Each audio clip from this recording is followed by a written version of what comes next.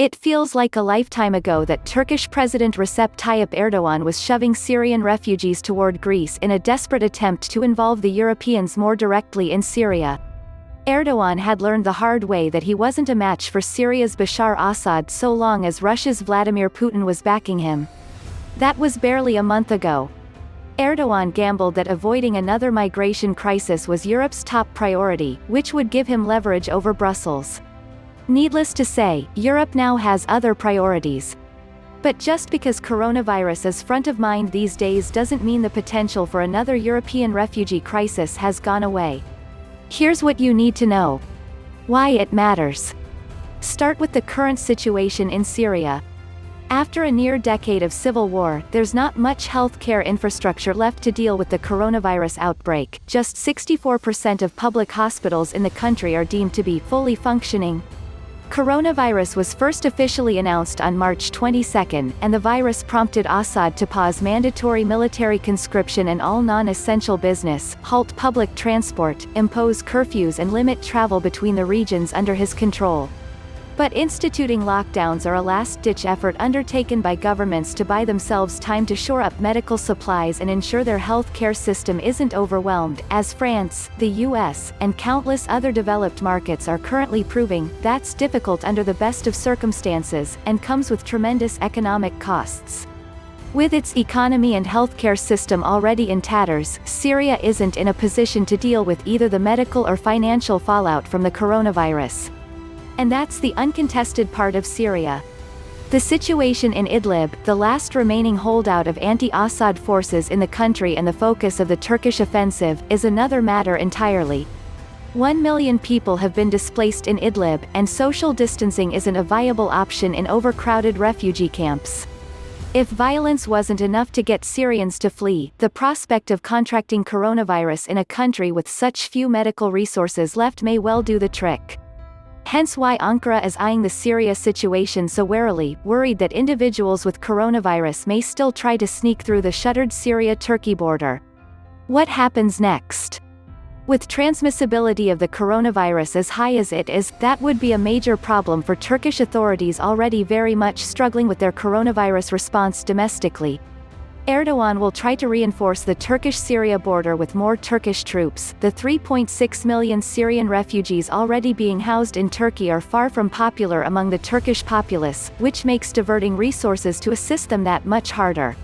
So long as there is not a massive exodus of Syrian refugees towards Turkey, Erdogan is content to ignore them for the sake of his own political fortunes and Turkey's financial position. But avoiding that exodus depends on Russia not prodding Assad to launch an offensive to capture Idlib and secure total victory. Russia is also struggling to contain the coronavirus outbreak at home, but if the opportunity presents itself, it might well push Assad to assert more control over the city, bringing more refugees to Turkey and piling the domestic pressure on Erdogan. That's the nightmare situation for Erdogan, as Erdogan can't try the same move of pushing refugees into Europe like he did last month. Certain European countries, Greece chief among them, treated Erdogan's decision to send refugees to European borders as a hostile act, though some countries, like Germany, tried to remain level-headed about it, hoping that sending more money to Ankara would kick the can down the road further. If Erdogan were to try to do the same with refugees carrying coronavirus, or even just suspected of doing so, it would be treated as an openly hostile act. And the Europeans are also braced for such a move following the events of last month. Greece suspended asylum applications in violation of international law, but with the backing of Brussels, which placed the continent's territorial sovereignty above international law. A refugee crisis interwoven with a coronavirus crisis is a crisis for the entire EU, and unlike financial matters that typically lay bare the schisms in the Union, the latest is the flare-up between North and South over corona bonds. An assault on the territorial integrity and health of the European public would bind the EU together in the face of this common, immediate threat. Two things in particular are worrying European lawmakers these days on the migration front. First, the warming weather might compel some refugees to undertake the journey regardless of whether or not they have Turkish support. Second, Erdogan is notoriously erratic when he feels political pressure, and if he gets to that point of desperation, he might try to foist Syrian refugees on Europe in an attempt to relieve pressure on himself back home. But Europe will hold the line in protecting its borders from the outside, even if it requires violence.